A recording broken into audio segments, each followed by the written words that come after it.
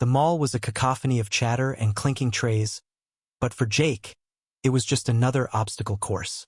His wheelchair glided smoothly through the crowd, his strong arms navigating with practiced ease. A former Marine, Jake had lost both legs in a roadside bomb blast overseas, shielding civilians from the explosion. Now, back home, he was rebuilding his life one determined push at a time. Today, he just wanted a coffee and some peace. But peace wasn't on the menu. Karen, a woman with a sharp bob and sharper tongue, stood blocking the cafe line, her arms crossed, eyeing Jake's wheelchair like it was an affront to her existence. "You're holding up the line," she snapped, though Jake was calmly waiting his turn. Her voice carried, drawing curious glances. "Why don't you just walk like a normal person?" The air thickened. Jake's jaw tightened, but he kept his tone steady. "Ma'am, I can't walk. This is my normal." Karen scoffed, louder now, her face flushed with indignation. "Oh, please, you young people fake disabilities for attention. Get up and stop playing victim." The crowd froze. A teenager dropped her soda, the fizz hissing on the floor. Jake's hands clenched the wheels, his knuckles white. He wasn't one for confrontation, not after all he'd seen, but her words cut deeper than shrapnel.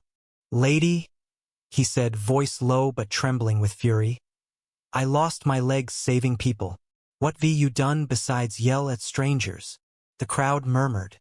Karen's eyes widened, but instead of backing down, she doubled down, her voice shrill. "Don't lie to me. You're just lazy, sitting there like you own the place." A security guard approached, but Jake waved him off. He leaned forward, his gaze piercing. "I carried kids out of a war zone. I don't need your approval, but I deserve your respect." The words hung heavy, and for a moment, Karen faltered, her bravado cracking. But pride is a stubborn thing. She muttered something about entitled millennials and stormed off, her heels clicking like gunfire. The crowd dispersed, some offering Jake sympathetic nods, others avoiding his gaze.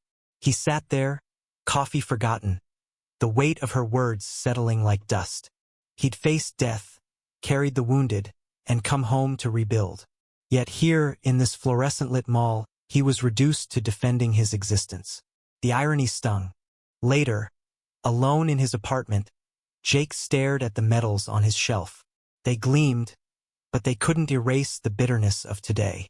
Karen's ignorance wasn't just her failure, it was a mirror of a world quick to judge and slow to understand. He'd saved lives, but he couldn't save everyone from their own prejudice. The thought left a hollow ache in his chest, sharper than any wound he'd carried. Some battles, he realized, aren't won with heroics. They're endured in silence, in the quiet moments when the world moves on, leaving you to carry the weight alone. What do you think was Karen's outburst, just ignorance or something deeper? How do we balance justice with empathy in moments like these?